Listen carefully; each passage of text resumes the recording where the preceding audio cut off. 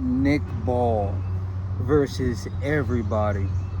So Nick Ball, he's coming off of a win against Sam Goodman. And now Sam Goodman's, he's a good competition, high level competition, but there's three other champions in his division. And right now he's looking for that next challenge. And he was going for the big dog in Inoue, that's a weight class below him, at 122. And I think that's jumping ahead a bit when you got three champions right in front of you. Then as your interim, you got this like pretty popular prospect in Bruce Carrington that you kind of skipped over and went for Sam Goodman. But all of that said, Nick Ball is free. He's looking for more fights, and his next fight has to make a statement. And I believe that the statement isn't Inoue. Now, I was watching the Sam Goodman fight, trying to get like a feel out of his style, because it hasn't really changed much from the last fight that I watched of Nick Ball, which was Ray Ford. And in the Ray Ford fight, he was walking forward, kind of throwing defense out the window, and just looking to land what his signature punches, basically those hooks, those power shots. But he was getting countered a lot until he got bloodied. He was getting countered that much. And even in the Sam Goodman fight, though he was dominating, leading the exchanges, he was still kind of hit a lot.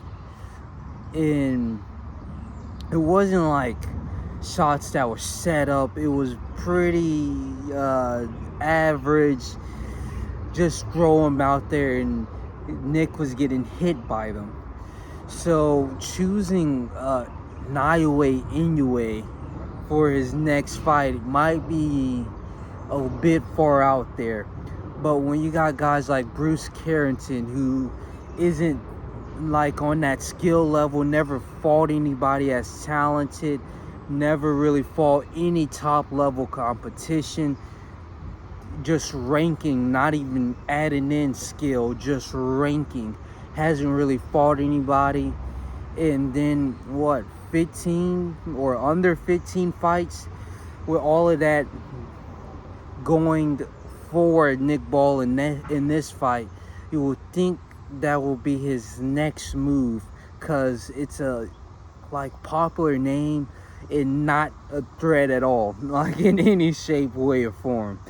That's an easy name to add on to the resume and like push you up with like a stepping stone. But it doesn't look like he's interested at all against Bruce Carrington. He seems to be stuck on the idea that he hasn't fought anybody, he doesn't deserve this, he's kind of being pushed for it undeservingly. So I don't think that fight's gonna happen. But you have Stephen Fulton, which in my opinion is pound for pound talent, and will honestly beat the shit out of Nick Ball, just in my personal opinion. If you can get that fight arranged, even though Fulton is looking at 130 against, who is it?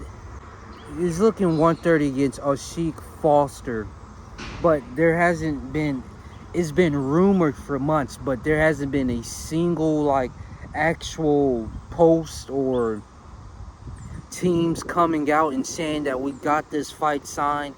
Even on like Boxing Scene's website, they just have it where it's like it's a rumored fight that might happen. We don't really know. So this fight between Nick Ball and Stephen Fulton can still come together and be come to fruition. And if that fight happens, Stephen Fulton can take advantage of how Nick Ball just walks forward and doesn't necessarily look to be defensively sound. But with all of that said, you also have, is it Angelo Ball and then Vargas, or no, Espinoza, on the other sides between Nick Ball and Fulton. So it's exciting. We get to see if Nick Ball takes some risks against Stephen Fulton and Inoue. Those are both fights that I just believe that it's lopsided. There's not that much chance that he's gonna win. But all of that said, we'll see what happens. Can't wait.